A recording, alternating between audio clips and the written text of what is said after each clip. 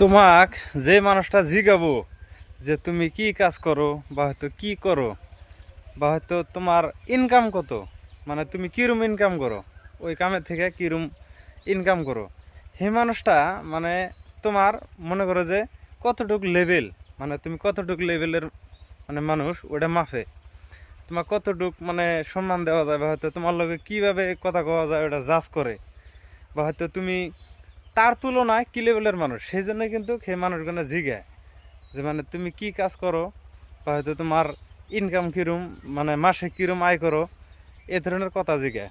তা আমার মনে হয় না যে মানুষের এগুলা কথা জিগানির প্রয়োজন, আপাতত আমার পড়ো না।